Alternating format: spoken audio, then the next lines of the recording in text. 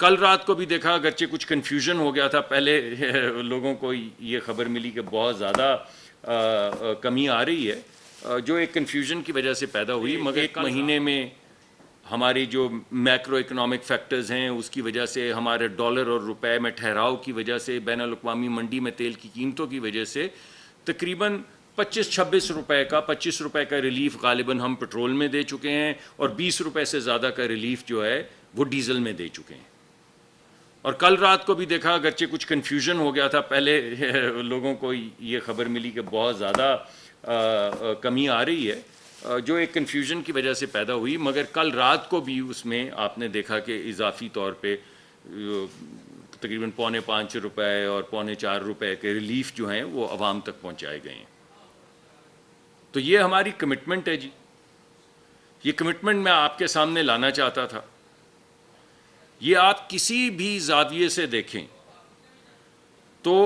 یہی ہماری کوشش ہے، چاہے وہ پیٹرول ہو جو میرا محکمہ ہے تو میں اس کا ذکر بعض مرتبہ لاپ سائیڈڈلی زیادہ کر دیتا ہوں، لیکن اصل بات وہی ہے کہ پیٹرول کم ہو تو کیا ہے، پیٹرول کم ہو تو مہنگائی کم ہوگی نا، مہنگائی کم ہوگی تو لوگوں کو ریلیف ملے گا،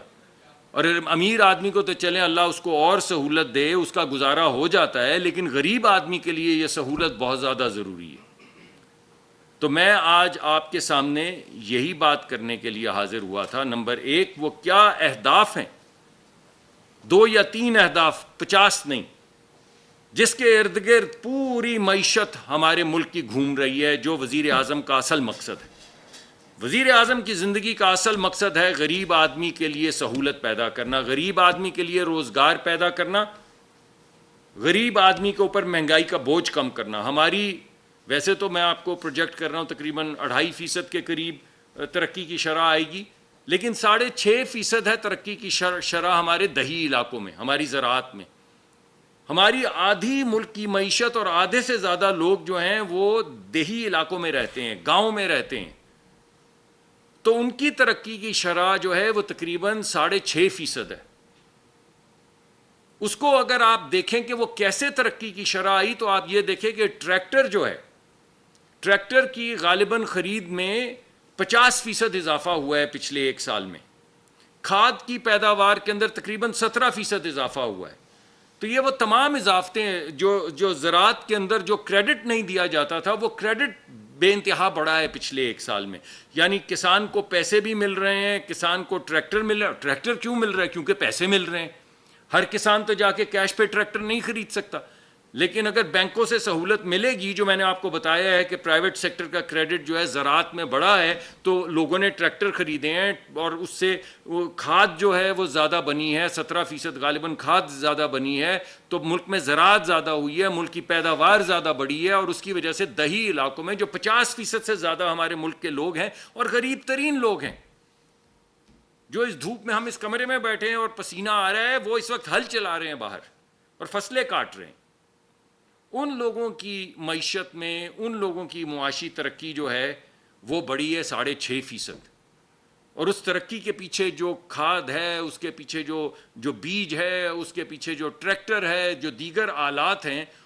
ان کو فراہم کرنے سے اور ان کے لیے قرضہ فراہم کرنے سے یہ ترقی آئی ہے۔ تو انشاءاللہ جی ہم اسی طرح آگے بڑھتے چلے جائیں گے۔ ابھی تھوڑی دیر میں آپ کے سامنے بجٹ بھی آئے گا، بڑی کوشش کر رہے ہیں، بھرپور کوشش کر رہے ہیں کہ ایک اچھا بجٹ دیں آپ کو۔ ٹیکس کے اندر 30% اضافہ، اس 1 سال میں 30% سے زیادہ اضافہ ٹیکس کلیکشن میں ہوا ہے۔ تو آپ اگر ساری چیزوں کو اکٹھا کریں، ٹیکس میں اضافہ ہو رہا ہے، ایکسپورٹ جتنی بڑھنی چاہیے اتنی نہیں بڑھی لیکن بڑھ رہی ہے، امپورٹ کم ہو رہی ہے، تو ہمارے ایکسٹرنل سیکٹر کا ڈیفیسٹ جو ہے وہ آپ نے مجھے دوبارہ کریکٹ کیا، بڑا اچھا کیا، وہ $4 بلین سے کم ہو کے $200 ملین ہو گیا ہے۔ تو یہ تمام چیزیں جب آپ اکٹھی کریں تو آپ کو ایک خاکہ نظر آتا ہے اسٹیبلٹی کا۔ اسی اسٹیبلٹی کے خاکے کو لے کر ہم آگے چلیں گے، انشاءاللہ مہنگائی اسی طرح کم ہوتی رہے گی، انشاءاللہ ہماری ترقی کی شرح اسی طرح بڑھتی رہے گی، انشاءاللہ ہمارا فوکس اسی طرح دیہی علاقوں پر رہے گا، انشاءاللہ ہم اپنے شہری علاقوں کے اندر چھوٹا کاروبار جو ہے، آپ اگلے بجٹ میں بھی انشاءاللہ دیکھیں گے کہ چھوٹے کاروبار کے لیے سہولتیں پیدا کی جائیں گی, آئی ٹی کے لیے سہولتیں پیدا کی جائیں گی, لاکھوں بچوں کو تربیت دی جائے گی آرٹیفیشل انٹیلیجنس کے اندر, تاکہ وہ اپنے گھروں میں بیٹھ کے ڈالر کما سکیں, یہ ویزوں کی لائنوں میں لگنا نہ پڑے. آپ اپنے اپنے گاؤں, اپنے اپنے گھر میں بیٹھ کے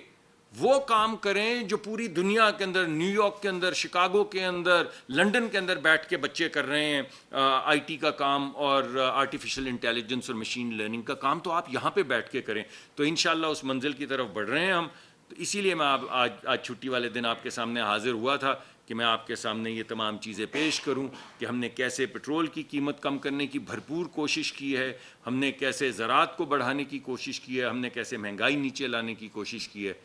بہت بہت شکریہ جی آپ کا.